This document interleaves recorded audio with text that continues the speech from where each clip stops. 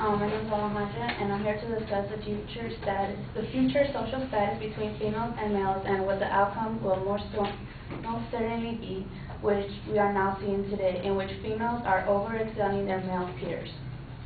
A survey was done by the Manhattan Institution for Policy Research in 2009 called "Leaving Boys Behind: Public High School Graduating Rates" by calculating public high school graduation rates in the nation, which indicated that female students graduate high school at a higher rate than male students.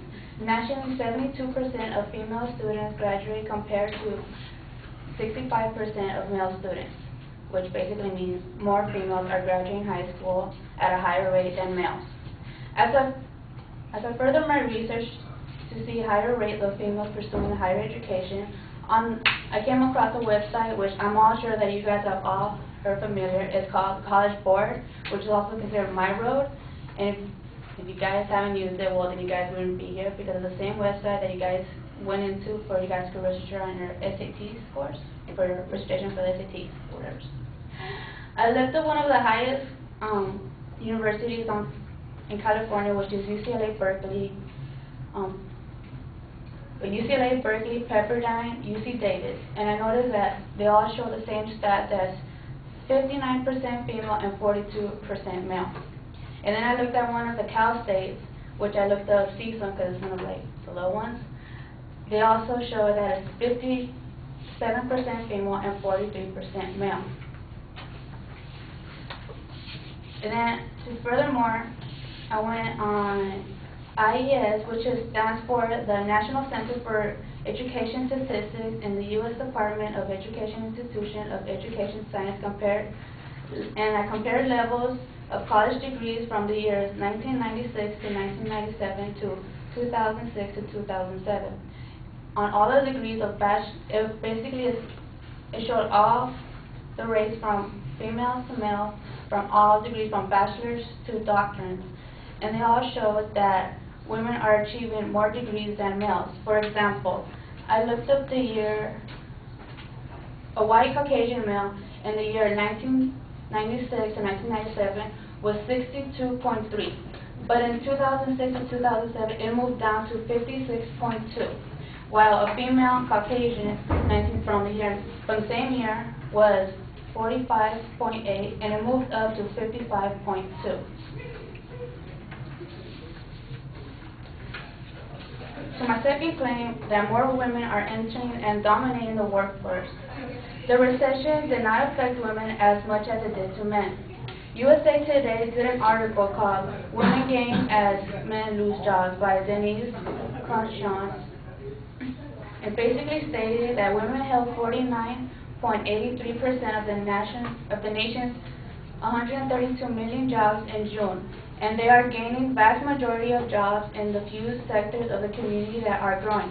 Also stating that men have suffered the most of the jobless in these tough economy times. From the data of the recession which began in December 2007 to June, men lost about 4.75 million jobs. Overall, when women only lost 1.66 million jobs. The employment of women outpaced men in getting jobs in the healthcare and government sectors. Women account for 79% of jobs gained in the healthcare and 94% in the government. And other sources came from the Bureau of Labor Statistics.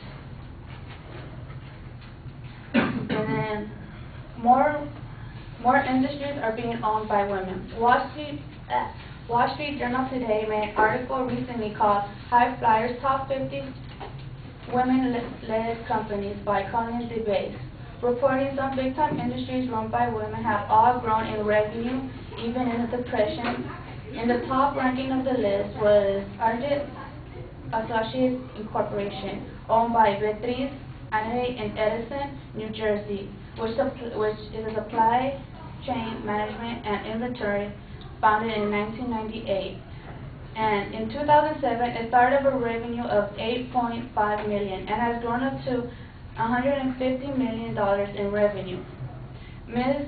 Manetta says that over the years she has run up against clients who have been taken back or treated her differently because of her gender. When asked, when being primarily in a male industry, telecom and warehousing and supply chains, do they always take you seriously? She replied, no.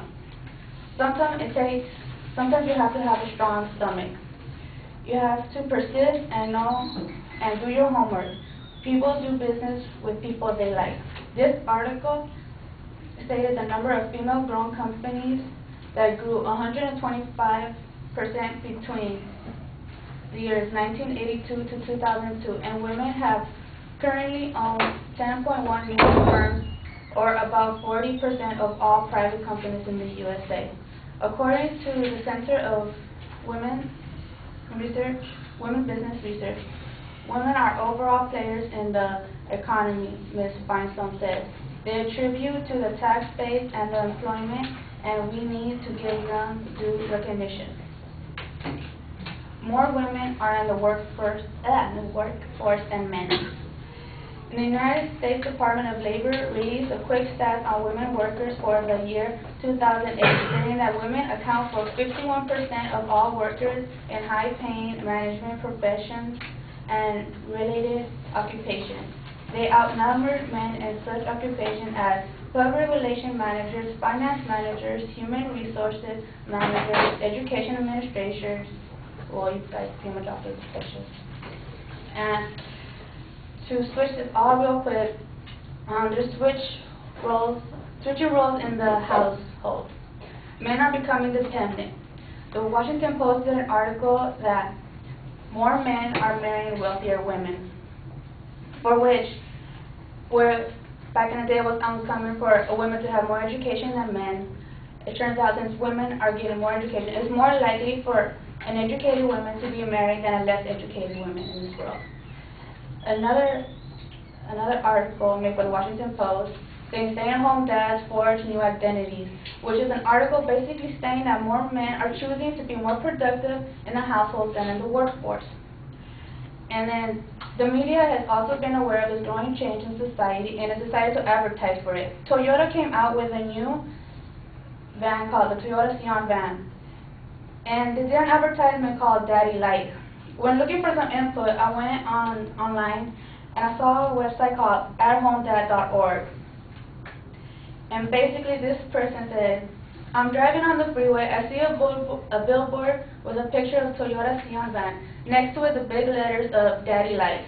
Wow, a car company advertising a van for dads. Okay, now we're really looking like wimps. I guess I'll be driving a Toyota Scion on the highway to hell. So I end my discussion by saying the world is constantly changing, and once a man's world will soon be switching into a woman's world. So to my fellow men, I guess you should brush up on your cooking and cleaning skills.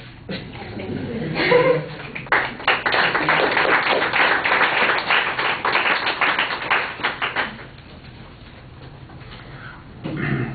Right, well, the strength of the argument is in the data that you have. There's a lot of information. You cite the information pretty consistently. There are a couple of places where some of the data was not very clear. You had one statistic about the percentage of men and women Caucasians, and I don't know what the number represented.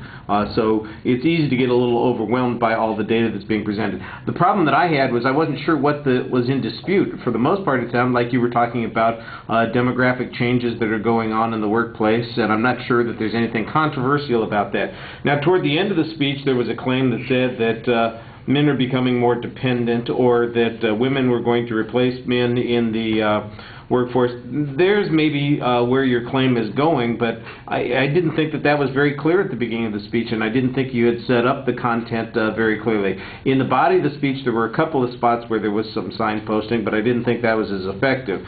Like I said, the signposting of your evidence, though, was very good.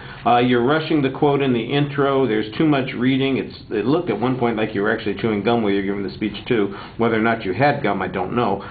So you want to be careful about that. All right, and it did go a couple minutes over.